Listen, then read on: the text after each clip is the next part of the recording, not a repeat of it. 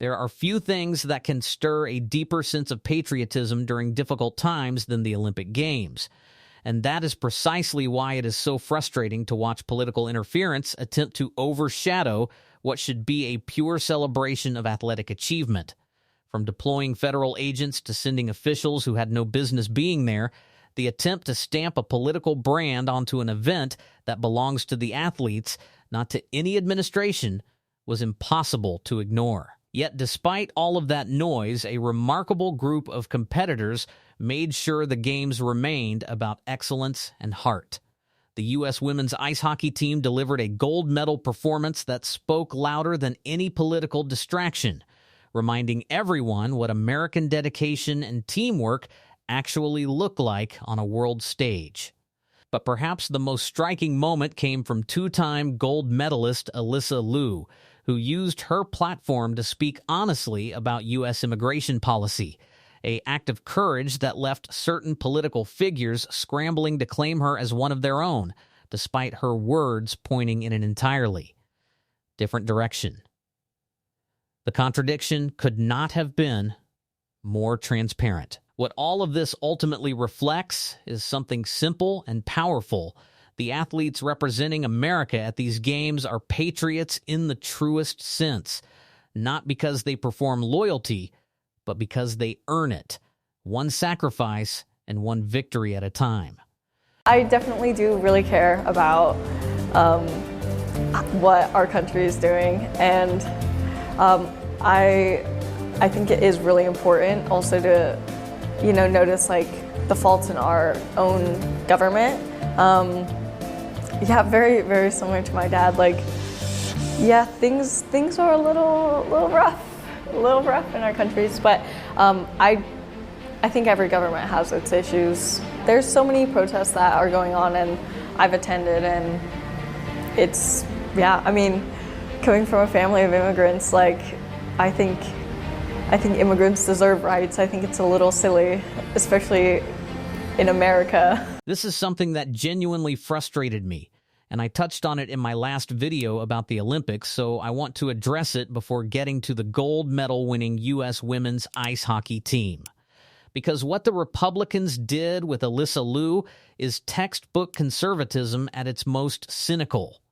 They put her front and center, claimed her as one of their own, and celebrated her story, the same kind of story they would have dismissed or actively prevented under their own policies. Her father fled China as a political refugee, escaping persecution because he stood up for democratic values. He came to America, built a new life, and trained his daughter alongside him. That daughter became an extraordinary American champion. But here is the uncomfortable truth they do not want to sit with. That journey would not have been possible under the current administration. The very immigration policies being pushed today would have closed the door on the Liu family before it ever opened. That is the contradiction Republicans refuse to acknowledge. They take Alyssa Liu's story, strip away its actual meaning, and repackage it as a shallow rallying cry, a hollow patriotism that waves the flag while dismantling everything that made her story possible in the first place. Real patriotism is what her father lived. It is escaping political persecution, believing in what America promises, arriving with nothing, and building something remarkable. That is the American dream worth protecting. That is the version of this country worth fighting for. And Donald Trump works against that at every turn. That became clear once again after the U.S. men's hockey team won their gold medal, when instead of honoring the moment, he shifted focus to the women's team. Just listen to how he responded and how the players themselves reacted. I must tell you, we're going to have to bring the women's team. You do know that. Absolutely. We're giving the State of the Union speech on Tuesday night. I could send a military plane or something, but if you would like to, it's the coolest night. It's the biggest. We're in. Yeah. Can you pick us up in Miami on Tuesday morning? Yeah, Tuesday morning. Both the northern border. We'll get cash and we'll get the military to get you guys over. Let's go. Boys are going to the State of the Union. The nice thing about about being president is I can tell you, you don't have to worry about the weather or landing. So we don't care if it's snowing, if it's the worst blizzard, we'll be sailing through that city just like you did at the ice cream. Thank you, Mr. President. Now, we'll do it at the White House anytime. What would really be cool, and we'll do the White House the next day, we'll just have some fun. We have medals for you guys. And we have to, I must tell you, we're going to have to bring the women's team. You do know that. I refuse to even dignify the men laughing in that video with much attention. Snickering about the women's team showing up, acting like their achievement was some kind of punchline. These are the same people who wrap themselves in the language of protecting women and women's sports whenever it suits their political agenda. I recently participated in a debate where I asked someone pushing that anti-trans rhetoric a simple question. Name 5 of your favorite female college athletes. He could not name a single one. These people do not care about women's sports. They never did.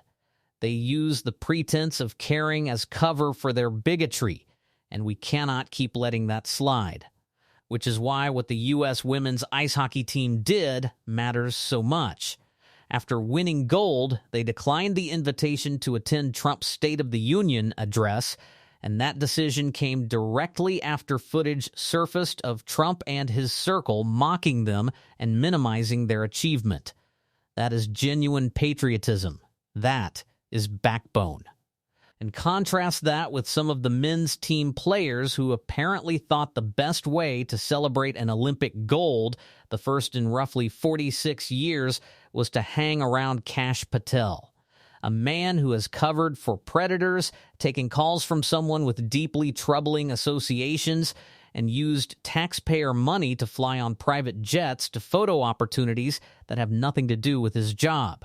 If that is your first instinct after achieving something extraordinary, I am sorry, but the gold medal does not change what that choice says about your character. The broader pattern here is impossible to ignore. The right claims to champion women right up until the moment actual women push back.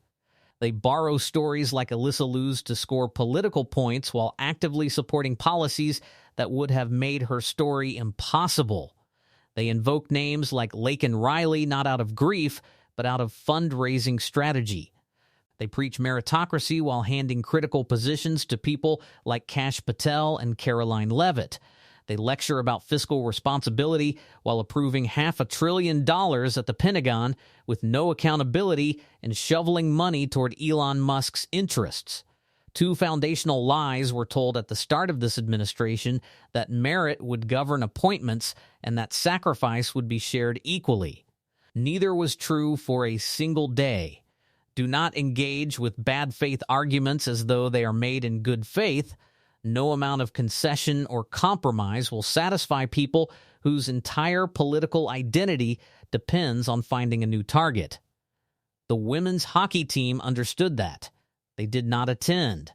They did not perform gratitude. They simply refused, and in doing so, they represented this country better than anyone in that room could have. Back in 2023 and 2024, when the current FBI director was working as a podcaster obsessed with cleaning out the deep state, slashing government spending, he had one specific idea about how to do it. Chris Wray doesn't need a government-funded G5 jet to go to vacation. Maybe we ground that plane. $15,000 every time it takes off. Just a thought. Go take their money. Chris Wray doesn't need a private jet. We're not the guys running around on private jets. And somebody maybe in Congress should ask for how many flights on a private jet Director Comey took, or my predecessor Director Wray took, and how many personal trips they took. I am exhausted by the embarrassment, exhausted by the waste of our money, our credibility, and our standing in the world. And whoever leads this country next, whether that is a Democratic president, a new Senate majority leader, or a new Speaker of the House, because all 3 of those positions appear to be genuinely in play, they need to understand that accountability is not optional. This country has been damaged, and damage can be repaired, but only if the people taking the wheel actually intend to fix it. I will leave it there. Except I never really leave it there. To our gold medalists, our ice hockey champions, I genuinely do not know how you handle a puck, glide across the ice, and collide with opponents at 65 miles an hour and just keep going. That alone is extraordinary. But what you showed beyond the athletic achievement, the courage, the refusal to be used as a prop, the insistence on representing what this country actually stands for rather than what certain people wish it looked like, that is what will be remembered. Thank you to our champions. Keep fighting. Do not let anyone silence you. And we will see you next time.